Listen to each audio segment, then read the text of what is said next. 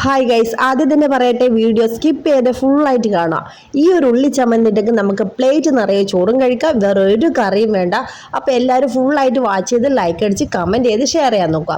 അപ്പം നമ്മളിതാ ചോറിൻ്റെ കൂടെ ഈ ഒരു സംഭവം, ഈ ഒരു ചമ്മന്തി മാത്രം വെച്ചിട്ട് ഇതാ ചോറ് കഴിക്കുന്നതൊക്കെ അടിപൊളി ടേസ്റ്റാണ്. അപ്പോൾ ഉണ്ടാക്കുന്നത് നമുക്ക് കണ്ടിട്ട് വരാം. അപ്പോൾ പെട്ടെന്ന് വീഡിയോയിലേക്ക് പോകാം.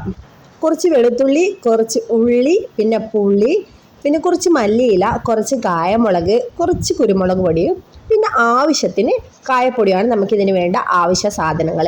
അപ്പോൾ നമ്മുടെ കറിവേപ്പിലയും കൂടി ഉണ്ടെങ്കിൽ നന്നായിരിക്കും കേട്ടോ. ഒരു ചീനച്ചട്ടി നമ്മുടെ ഗ്യാസ് അടുപ്പിൽ വെച്ച് അതിലേക്ക് കുറച്ച് വെളിച്ചെണ്ണ ഒഴിച്ച് പിന്നെ കുറച്ച് കടുകും കൂടി എടുത്ത് അതിലിട്ട് പിന്നെ അത് നന്നായിട്ട് ഇങ്ങനെ പൊട്ടി വരുമ്പോൾ നമ്മുടെ ആവശ്യത്തിനുള്ള നമ്മുടെ വെളുത്തുള്ളി അതിലേക്ക് ചേർത്ത് കൊടുക്കണം. അപ്പോൾ അധികം മൂക്കൊന്നും വേണ്ട കേട്ടോ, ഒന്നും കുറച്ച് ആയാൽ മതി.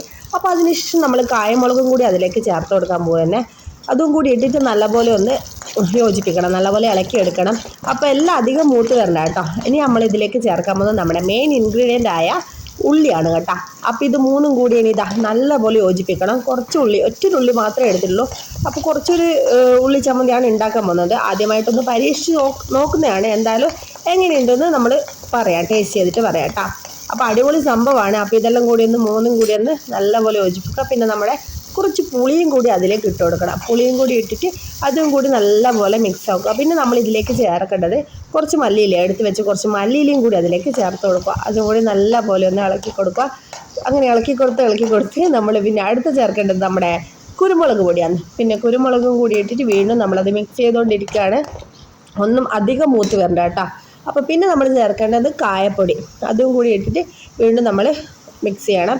പിന്നെ നമുക്കിതിലേക്ക് ആവശ്യമായിട്ട് കുറച്ച് ഉപ്പും കൂടി വേണം ആവശ്യത്തിന്, അതും കൂടി ചേർത്തിട്ട് മിക്സ് ആക്കണം. പിന്നെ ഇതെല്ലാം കുറച്ച് വാടിക്കഴിഞ്ഞാൽ നമ്മൾ എന്ത് വേണം, തണിയാൻ വേണ്ടി വെച്ചിട്ട് നമ്മളിത് മിക്സിയിലിട്ടിട്ട് അടിച്ചെടുക്കണം. അടിച്ചെടുക്കുമ്പോൾ അധികം അങ്ങോട്ട് അരിയണ്ട, കുറച്ച് മാത്രം ഒന്ന് ക്രഷ് ചെയ്തെടുത്താൽ മതി. അപ്പോഴാണ് നമ്മുടെ ഉള്ളി ചമ്മന്തിക്ക് നല്ല ടേസ്റ്റ് കിട്ടുക. അപ്പം നമ്മുടെ മിക്സിയുടെ ജാറിലേക്ക് ഇടാൻ പോകുന്നതാണ്. അപ്പോൾ ഇതിൽ അധികം അരിഞ്ഞു കഴിഞ്ഞാൽ ഉള്ളിയൊക്കെ അരിഞ്ഞു പോവും, കടുകൊക്കെ ഇതായി പോവും. അപ്പോൾ ചമ്മന്തി ഇതാണ് ഇഷ്ടപ്പെട്ടത്.